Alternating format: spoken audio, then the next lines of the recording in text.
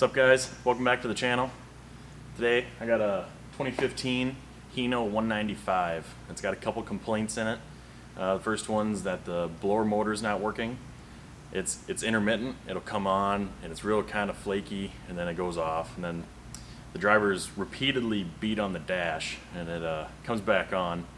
I'm thinking it's a blower motor. It probably has a dead spot in the windings in there or whatever that makes it turn. So I ordered a blower motor and I ordered a resistor for it.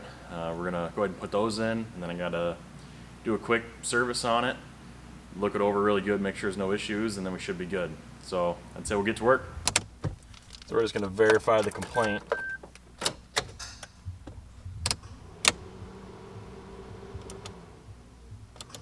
So the blower motor itself isn't working. It sounds like the AC motor is.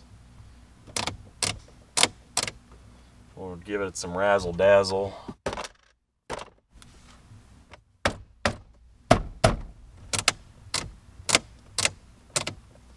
Nope, I think it's dead. But I know it does work sometimes, because when I drove this in here, it was working.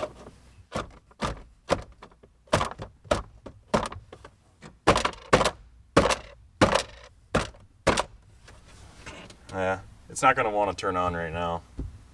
But I did take a video earlier when I was driving it in here, and the blower motor was kind of, the speed of the fan was going up and down all the time. Like, it wasn't a real consistent speed on the fan, which is kind of making me think that the motor had a dead spot in it. So we're gonna get all this dash out of the way here and did get into the nitty gritty.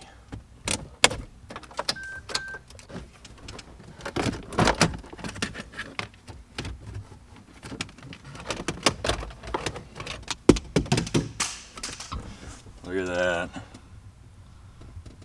The holy grail, a 10mm.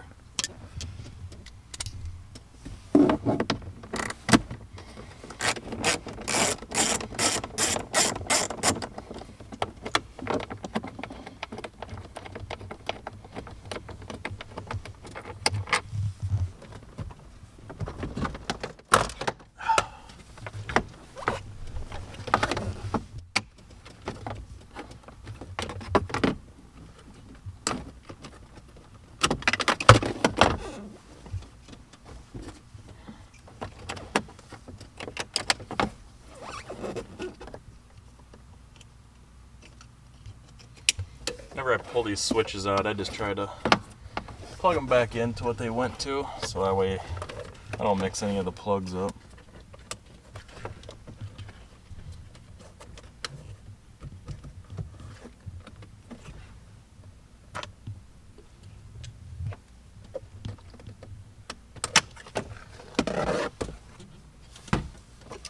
Like that. This piece.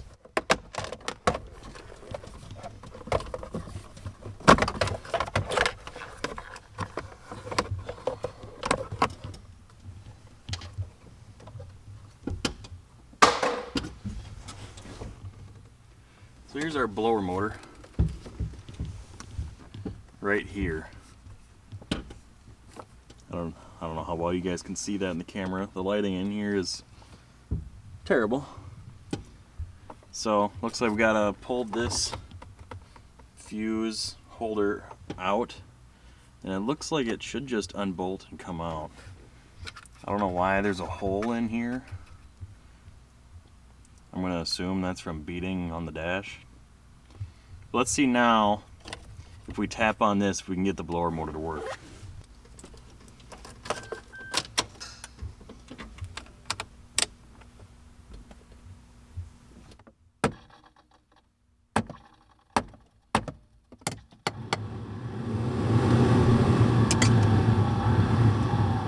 You hear how that's changing, and it doesn't even really, it's trying to run, but it's not.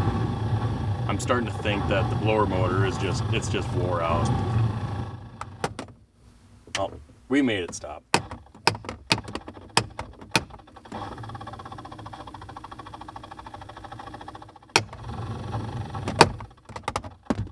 All right, let's keep going.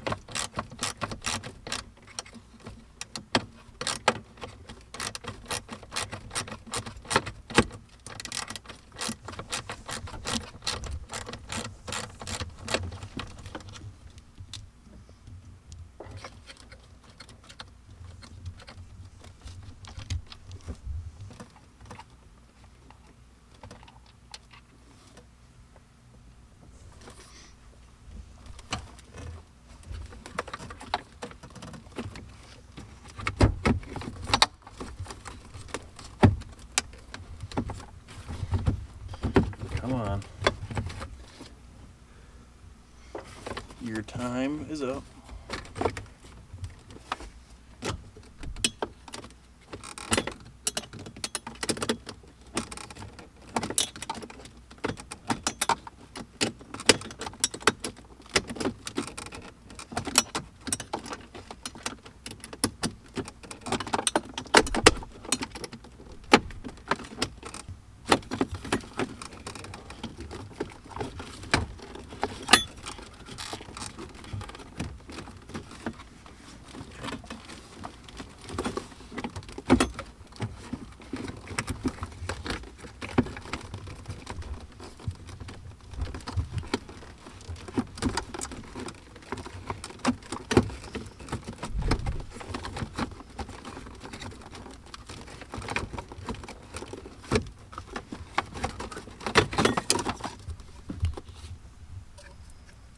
Finally. Here's our new blower motor we're going to be installing. And this has a resistor. They're always mounted inside of the airflow chamber to cool them because they get hot. That's what controls your speeds from high to low, medium. So I got a new one of those. It's fine. There's nothing wrong with it. But on fleet trucks like these, a lot of times the guys will jump in the truck and the first thing that they do is they put the blower motor on high. And when they're on high, these tend to get really hot, and putting these on high is really what ruins them. Being as I had the dash all apart anyway, we're just going to throw this in. It wasn't that bad. It was like 60 bucks. The blower motor was the expensive part. So we're going to go ahead, put everything back together, fire it up, make sure everything works, and then we'll move on.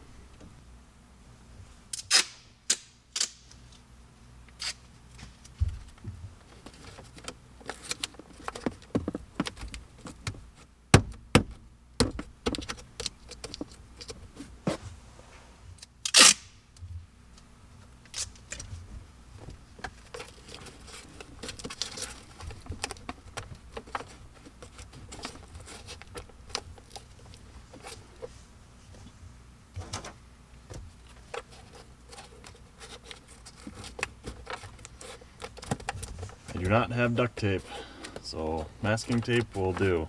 All I gotta do is just plug the hole.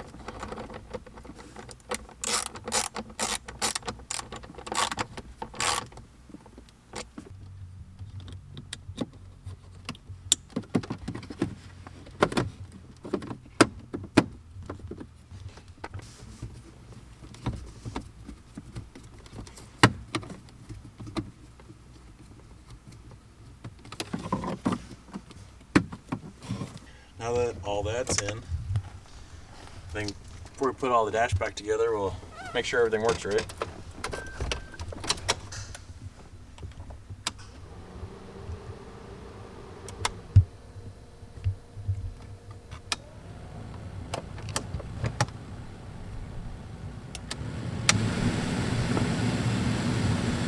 Works like a dream.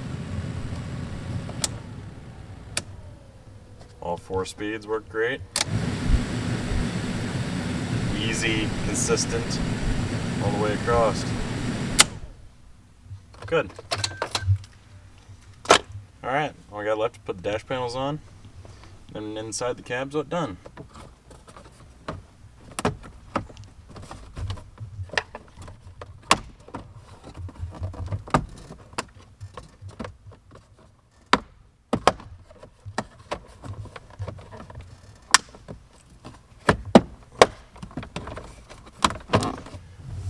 One thing about these snap-in dashes is they're really nice to take apart and reassemble, except after you have them apart, you know, 1 or 2 times, everything just starts to really get loose and nothing holds in its shape like it should. I know this truck's been wrecked at least twice, and this dash was apart both times. It was a front end wreck. Yeah, like that. That seam just doesn't line up how it should.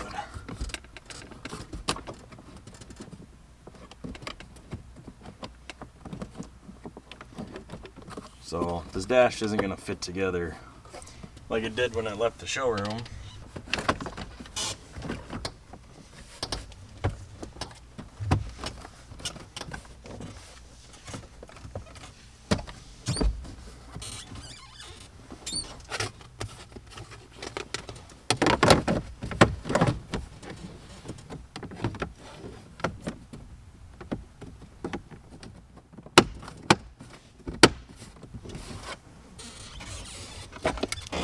There you go.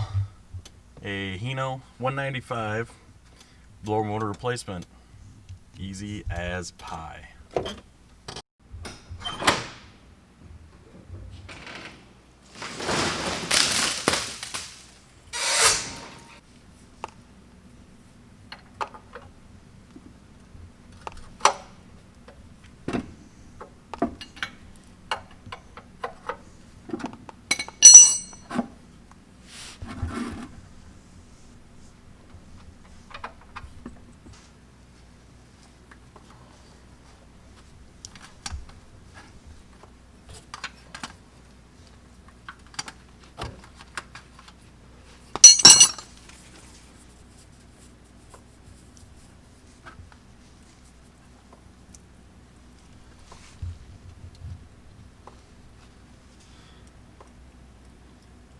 This is the worst part about changing an oil filter, is you can't do it cleanly unless you beat a hole in the bottom of it, but that just takes way too long.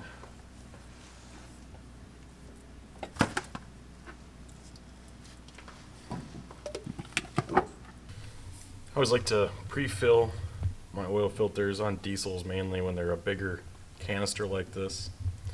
Just helps them, doesn't have as much of a dry start when you can get the oil flowing through the engine a little quicker.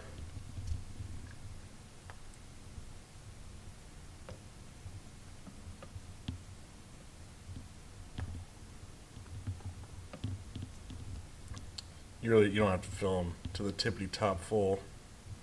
I just like to put 3/4 full in there.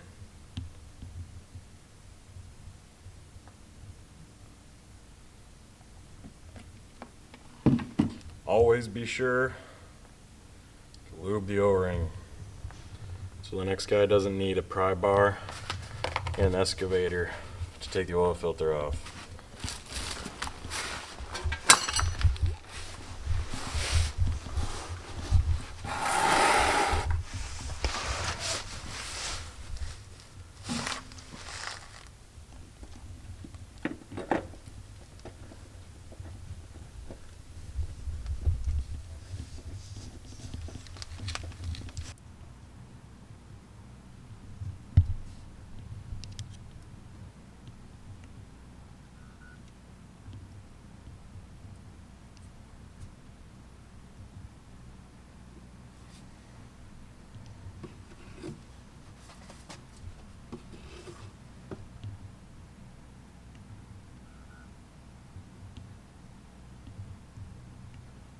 Look at that skill.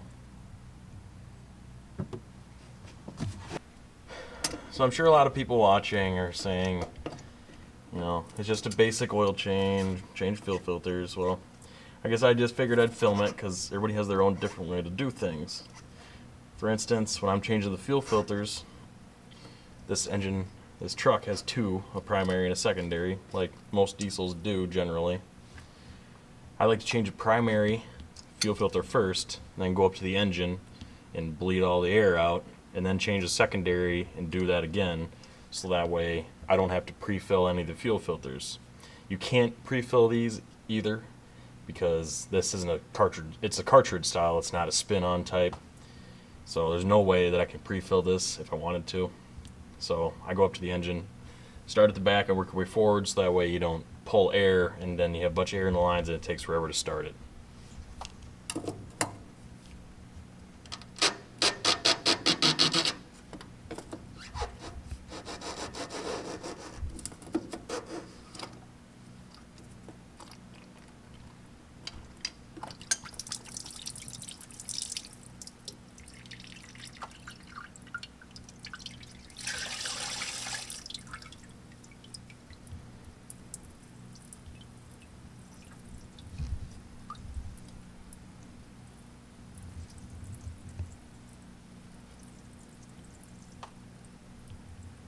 Can you zoom in on that dirt in there?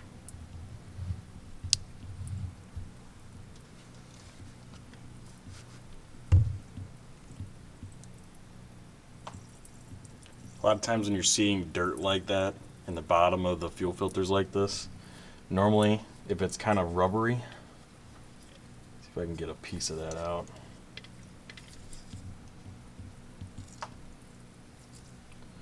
Like this is real like tarry, rubbery. A lot of times that's the insides of the hoses breaking down. You will have this on every engine. I guess it just depends on the severity whether you need to pay attention to it or not. This one, I'm gonna guess that's probably never had this cleaned out. So I'm gonna run it and I'm just gonna monitor that for the next time that I change this fuel filter.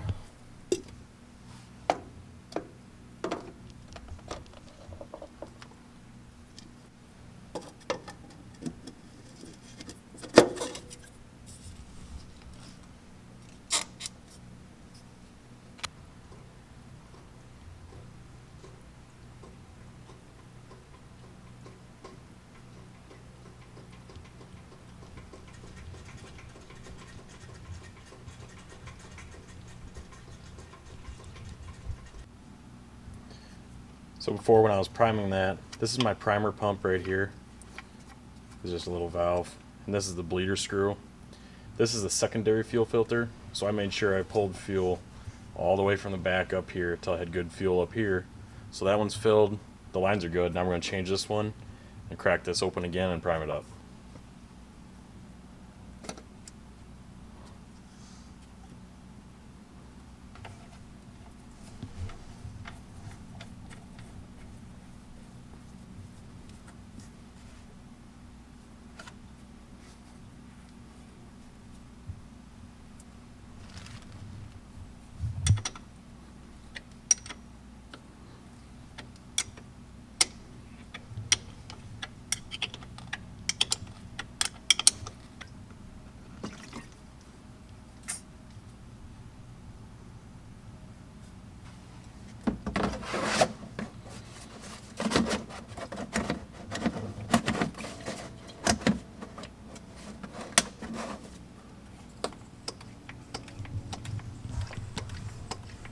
So I'm pumping this, nothing's coming out right now. Now it's bleeding all the air out.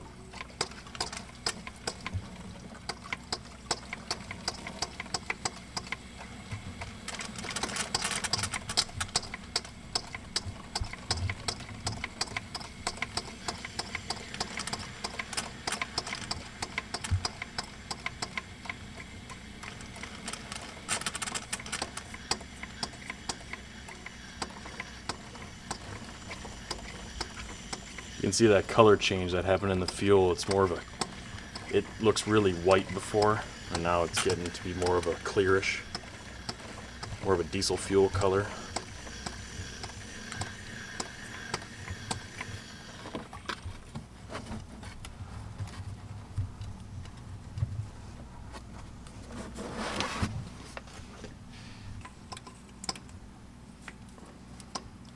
So now that pump handle's getting really hard to push down. So I'm thinking we got all the air out of it, and that's getting hard because then you're starting to push solid fuel. So, see if it fires up.